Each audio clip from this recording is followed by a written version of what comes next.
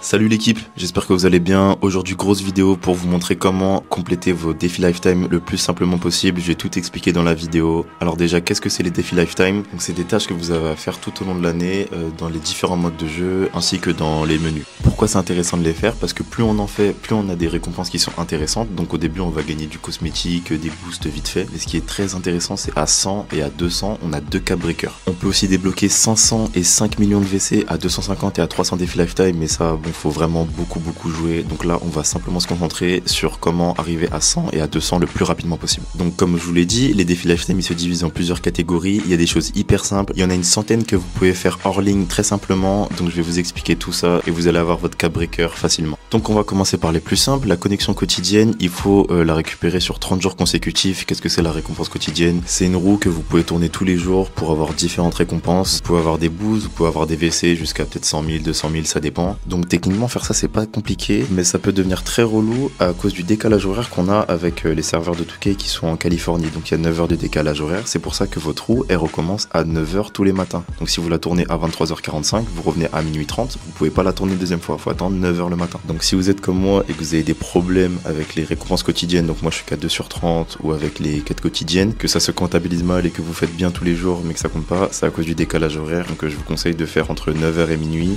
tous les jours, comme ça il n'y a pas de problème. Toujours sur les récompenses quotidiennes, on doit la récupérer le premier jour d'une nouvelle saison. Moi j'ai pas eu le jeu le jour de la sortie, mais j'ai quand même réussi à l'avoir 2 fois le jour d'une nouvelle saison. Comment j'ai fait? C'est très simple. En fait, j'ai utilisé le fait qu'il y ait du décalage horaire pour récupérer ma récompense 2 fois. Donc comme la nouvelle saison elle recommence à 17h heure française, j'ai récupéré ma récompense à 17h30 et le lendemain matin à 9h, comme pour Touquet, c'était encore le premier jour de la saison à cause du décalage horaire. À 9h, j'ai récupéré ma récompense et ça m'a compté comme 2 fois en une journée. Là, la prochaine saison, c'est le 28 novembre. Donc le 28 novembre, on va pas récupérer notre récompense. On va attendre que la saison 3 commence pour récupérer notre récompense à 17h. Et ensuite, à 9h le lendemain, on va revenir pour récupérer une deuxième fois la récompense. Et on aura du coup 2 récompenses quotidiennes le premier jour d'une nouvelle saison. Et pour finir avec les récompenses quotidiennes, récupérer 300 fois, vous vous connectez pendant 300 jours et puis vous l'aurez fini. Donc à l'année prochaine. On va pouvoir passer au tuto Touquet. Alors pour ceux qui savent pas, on peut y accéder soit des menus, soit depuis votre terrain. Ça c'est vraiment pas compliqué, c'est juste long. Alors il y a 3 trucs à faire. Il y a l'initiation intermédiaire à terminer, faire des techniques avancées et finir les mini-jeux. Pour l'initiation intermédiaire, vous en faites qu'un seul, vous faites le rebond, c'est le plus rapide, ça sera bon. Si c'est pas bon, vous en refaites un autre, mais normalement ça sera bon. Et pour tutoriel avancé, vous cliquez sur avancer, vous descendez tout en bas et vous en faites 10. En ce qui concerne les mini-jeux, pareil, très simple, c'est des mini-jeux comme vous l'aurez deviné, il y a 3 niveaux à chaque fois. Vous prenez le joueur que vous voulez, mais pour tirer à gogo, je vous conseille Steph Curry. Pour le 1v1, Kevin Durant. Pour sonner, vous pouvez prendre Caitlin Clark. Domination rebond, vous commencez avec AJ Wilson, après vous prenez Wemby. Au roi du terrain, vous prenez le Thunder, et pour le horse, vous prenez Jalen Brunson. Normalement, ça devrait pas vous poser de problème, c'est juste un peu long. Ensuite, on passe aux défis quotidiens. Donc les défis quotidiens, c'est des défis que vous pouvez faire tous les jours, vous en avez 3. Et une fois que vous avez fini les 3, vous avez un fois de rep. On s'en fout pour les lifetime, mais c'est important quand même. Vous devez en faire un total de 500, donc ça va vous prendre plusieurs jours. Vous devez aussi réaliser les 3 défis dans le même jour. Et le plus chiant, c'est de réaliser 3 défis sur 14 jours consécutifs. Pourquoi je dis que c'est le plus chiant? Parce que ça veut dire qu'il faut jouer minimum 1 heure pendant 14 jours consécutifs. Et des fois, les défis, ils sont vraiment pas simples. Des fois, vous devez juste vous rendre dans une boutique. Et des fois, vous devez faire une série de 5 victoires en parc. Donc bon courage. Et le pire, c'est que vous avez des nouveaux défis à minuit. Mais comme je vous ai dit tout à l'heure, à cause du décalage horaire, Touquet, pour eux, le jour, il recommence à 9h du matin. Donc si un jour, vous faites vos défis après minuit, pendant 14 jours, vous devez faire vos défis entre minuit et 9h du matin. Pour pas que le jour recommence. Donc en gros, faites vos défis quotidiens entre 9h et minuit, ce sera beaucoup plus simple. Après ça, on passe aux paris quotidiens. Donc les paris quotidiens, c'est des paris qu'on fait dans la ville sur les matchs NBA qu'il y a dans la journée. J'ai déjà fini les 400 alors qu'on est en novembre. Je crois pas qu'il y a eu 400 matchs de jouer en NBA parce qu'il y avait un bug avec les paris quotidiens. Je vous renvoie vers la vidéo que j'ai faite. Si vous voulez connaître le bug, je crois que ça a été patché, mais vous pouvez quand même essayer, ça coûte rien. Sinon, vous avez toute l'année pour le faire. Il doit y avoir 1000 matchs en NBA au cours de l'année, donc vous êtes tranquille, ça devrait être bon. Juste pour avoir les 4 bons pronostics en une journée. Alors comme je vous expliquais que le décalage horaire, je sais pas du tout comment ça marche. Je l'ai eu alors que j'avais eu des mauvais pronostics, mais il y a une journée où il y avait que 4 matchs et j'avais eu bon et j'avais pas eu le défi. Est-ce qu'ils ont corrigé le bug, ils me l'ont donné du coup? Franchement, je sais pas du tout. Bon courage pour l'avoir, moi je sais pas comment je l'ai eu. Ensuite, on passe au centre d'entraînement Gatorade. Donc ça, c'est là où vous vous entraînez pour avoir des barres d'endurance en plus. Vous pouvez diviser votre travail en 2 parties, donc une partie entraînement et une partie match. Pour la partie entraînement, ça se passe derrière les 2 terrains. Donc c'est simplement des exercices que vous avez à faire. Donc il y a du développé couché, il y a de la course, etc. Pour avoir une séance d'entraînement parfaite, il faut faire 4 exercices avec 3 étoiles le minimum. Pour avoir votre endurance à 99, vous faites juste des exercices pendant 2 semaines, ça devrait être bon. Et ensuite, pour effectuer tous les entraînements dans le centre de Gatorade, sachez que le match compte. Donc faut faire tous les entraînements plus un match. Ça tombe bien parce que de toute façon, il faut en gagner 1, 5, 25, etc. Moi, je vous conseille d'en faire 5 maximum parce que déjà, vous n'allez pas gagner à chaque fois et gagner 25 matchs Gatorade d'entraînement, c'est pas fou. Donc gagnez-en 5, trouvez 3 potes si vous en avez pour aller jouer, ce sera beaucoup plus simple que de jouer avec des randoms. Et une fois que vous en avez gagné 5, vous passez à autre chose. Nous aussi, on va passer à autre chose, on va passer au circuit. Le circuit, c'est une petite piste où vous allez faire 3 tours de circuit le plus rapidement possible. Donc terminer 100 tours de circuit, c'est plutôt explicite, mais jouer une course contre un autre joueur, vous allez aller dans matchmaking, ou bien vous jouez contre un pote, vous trouvez quelqu'un, il vous laisse gagner, et c'est bon. Pour battre le temps imparti, il y a une petite astuce à savoir. Donc comme vous voyez en haut à droite, j'ai 2 minutes 23 pour faire 3 tours, c'est largement suffisant, et je vais juste attendre 2 minutes 20, 2 minutes 22 pour passer la ligne. Comme ça, le nouveau temps, ça sera 2 minutes 22. Ensuite, je vais refaire ça jusqu'à 2 minutes 21, 2 minutes 20, 2 minutes 19, jusqu'à ce que ça soit plus possible. Vous faites ça 15 fois. Si vous arrivez plus, vous attendez juste la semaine prochaine et vous recommencez. Pour la catégorie mon joueur, alors améliorer un joueur à 99, c'est facile. Pour les paliers suivants, en fait, c'est les cap breakers. Donc vous allez dans la catégorie attributs et vous appuyez sur R3. Ça va vous ouvrir ce tableau et vous avez juste à appliquer vos cap breakers où vous voulez. Il y a un total de 28 cap breakers à aller chercher. Je pense que vous pouvez en avoir 15 assez facilement tout au long de l'année. 28, ça va peut-être être un peu compliqué. Il faut être légende 1 ou 2, je crois. Mais 15, c'est largement atteignable. Pour appliquer les bonus d'insignes, alors ça se passe dans les insignes, évidemment. Ça, on les a au cours de la saison en atteignant niveau 40, ainsi que en crew et la spécialisation de build. Il y en a 10 de disponibles, donc 6 avec le niveau 40, 2 avec le crew, 2 avec la spécialisation de build. Vous en avez besoin juste de 8 pour terminer le défi. Pour débloquer les 44 takeovers, ça se fait en jouant. Alors en jouant, vous allez accumuler des jetons pour débloquer les takeovers. Les pré-réglages de takeover, pareil, vous allez débloquer les 4 à force de jouer et c'est ce qui vous permet de changer de takeover avant un match. Donc vous en sélectionnez un avec triangle, puis un deuxième, puis le troisième, puis le quatrième. Pour les takeovers personnalisés, ça vous permet de créer votre takeover avec les attributs boostés que vous voulez. Donc quand vous avez les 44, vous allez pouvoir les débloquer. Vous en faites un, vous mettez ce que vous voulez et c'est ok. Et pour le boost de takeover, pareil, c'est à la fin des 44. Ensuite, tout ce qui est animation, créateur de tir en suspension, etc. Ça se passe dans votre partie mon joueur animation. Donc vous équipez une animation de dunk. Vous allez dans la boutique d'animation acheter une animation gratuite et vous créez votre tir en suspension et votre dunk et ce sera ok. Et pour finir avec l'améliorateur d'insigne, ça c'est un truc que vous récupérez une fois par saison. C'est dans le pass de saison, ça vous permet d'améliorer une insigne directement au maximum.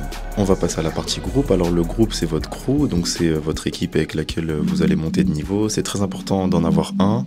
Parce que quand vous êtes au niveau 30, vous avez des bêtes de récompenses. Parce qu'il y a plusieurs cap breakers, il y a des boosts d'XP, de rep, etc. C'est hyper intéressant. Là, donc vous voyez, on est niveau 22. Pour passer au niveau 23, faut pas mal d'XP. 3000 en vrai, c'est rien, mais plus vous montez, plus vous allez avoir d'XP, etc. Là, on est bientôt fini le niveau. Et la meilleure manière de gagner de l'XP, c'est de faire les objectifs hebdomadaires. Donc là, on a dû jouer des matchs, on doit faire des contres, après ça va être des passes D. Mais en gros, faut faire des matchs en ligne et avec votre crew généralement. Donc si vous n'avez pas de groupe, créez-en un, trouvez-en un ou envoyez-moi un message que je vous ajoute dans notre crew avec plaisir. Faut jouer un minimum quand même parce qu'il y a pas mal de défis à faire, mais c'est très intéressant d'être niveau 30, ça vous donne pas mal de boost et c'est hyper intéressant au niveau de la progression. Et pour l'XP rapporté, en gros faut juste jouer des matchs, vous allez gagner 60 points d'XP pour une victoire en rec, 20 en théâtre, etc. Donc faut juste jouer beaucoup. Pour les défis de la catégorie générale, alors atteindre le statut, ça c'est à force de gagner des matchs, vous allez monter en grade et une fois que vous passez le grade n'importe lequel, vous pouvez redescendre, ça va pas vous enlever le défi. Et à la fin du match, si vous appuyez sur triangle pour avoir le bilan complet, vous allez voir la barre de progression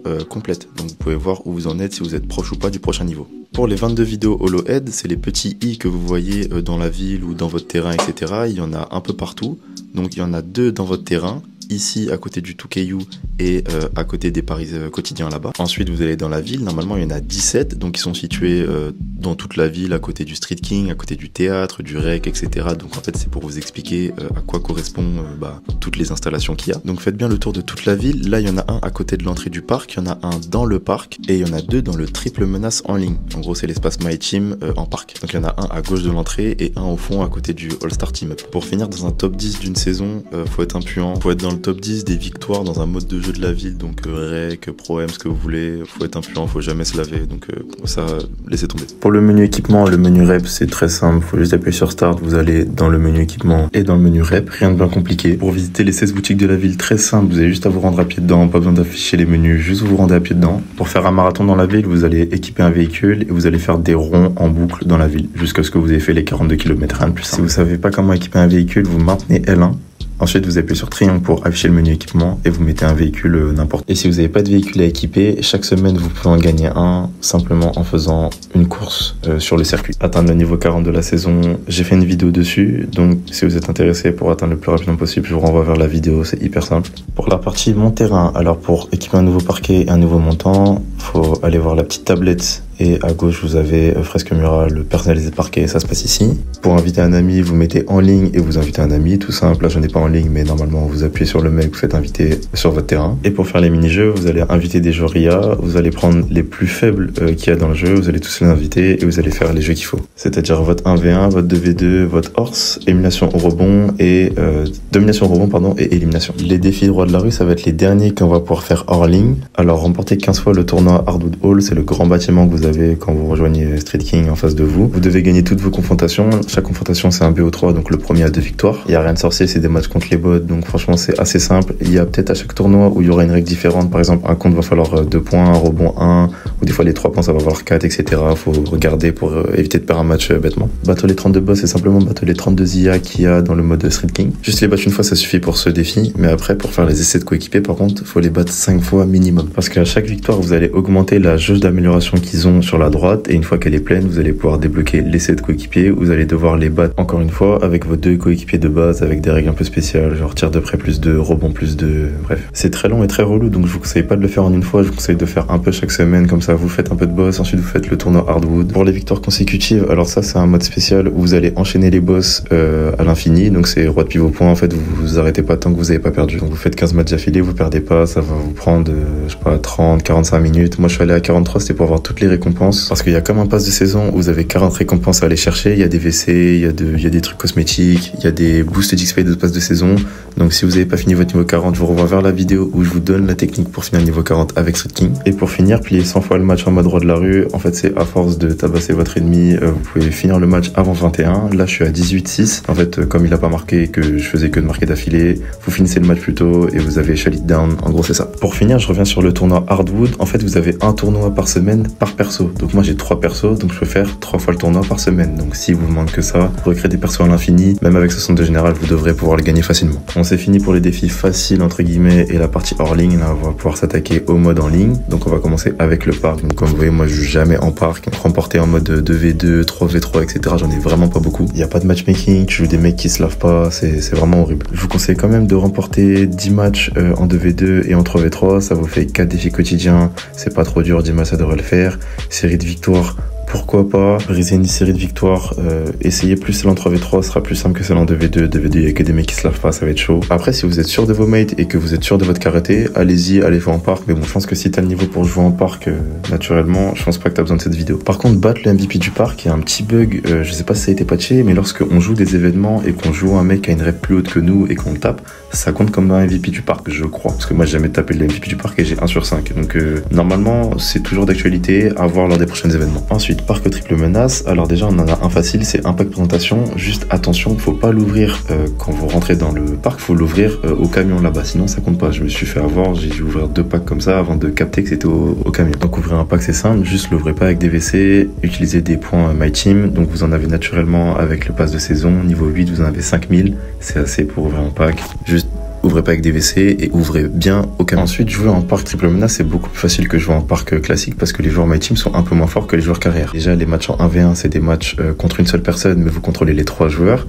Donc, si vous êtes quelqu'un qui est assez fort en 5v5, ça devrait pas trop vous poser de problème. Si vous avez atteint le niveau 40 des 2 saisons, vous avez déjà des très bonnes cartes pour le My Team, donc vous pouvez jouer avec. Normalement, vous aurez pas de problème. Et comme j'ai dit, les joueurs My Team sont moins forts généralement que les joueurs carrière, donc vous devriez pouvoir vous en sortir. Pas besoin d'aller jusqu'à 50 ou 100, pareil pour 2v2, 3v3. Faites juste 10 matchs, ça vous fait 3 défis à chaque fois, donc vous avez 9 défis au total lifetime de réussi. C'est largement suffisant, pas besoin d'en faire des tonnes et des tonnes. Ensuite, gagner en règle, ça peut être très compliqué si vous tombez sur des mates de merde. Il y en a qui vont pas vous faire la passe, il y en a qui vont casser les couilles, ils vont faire de la merde, ils vont pas défendre, etc. Donc essayez de jouer avec 2, 3, 4 mecs, une team de 5, c'est toujours mieux. Sinon, faites de votre mieux pour arriver à 10 victoires, comme ça vous avez 3 défis lifetime de terminer, et si vous voulez arriver à 100 le plus rapidement possible, ça suffit. Ensuite, jouer en théâtre, pareil, c'est de trouver des mates Ultimate. Moi je joue pas mal en tête parce que c'est sympa, il y a du matchmaking, ça va vite, c'est du 2v2, du 3v3, c'est sympa, il y a des modes de jeu sympas. Mais pareil, on n'est pas là pour s'éterniser, donc vous faites 10 victoires et vous passez à autre chose. 5 majeurs, c'est un mode de fou où vous allez tomber que contre des pivots de 2m24. Donc si vous n'avez pas de pivot de 2m24 ou vous n'êtes pas sûr de vous, de votre shoot, n'y allez même pas. C'est pas si dur de gagner des matchs, donc essayez au moins d'en gagner un, comme ça vous allez voir le mode de jeu, vous allez voir si vous y arrivez, sinon c'est pas grave, passez à autre chose. Le mode terrain d'essai, c'est le mode classé de 2K, donc comme vous allez au début être en bronze, ça devrait pouvoir le faire. Donc essayez de gagner 10 matchs en 1v1, 10 matchs en 2v2, 10 matchs en 3v3, 5v5, il n'y a pas trop de monde, mais pourquoi pas. Pro-M, ça peut être compliqué parce que le matchmaking il est bizarre, vous pouvez tomber sur des mecs hyper forts en 3v3, donc essayez de gagner au moins un match et de mettre vos 10 points, comme ça bon, c'est fait. Et pour finir, le NT-Up, c'est le casino, c'est là où vous pariez votre argent pour jouer. Alors c'est pas si fou que ça, juste allez pas sur les terrains de 10 000, 5 000, etc. Il y a que des mecs qui glitch, mais il y a des terrains à 100, 500, là où vous faites vos matchs, etc.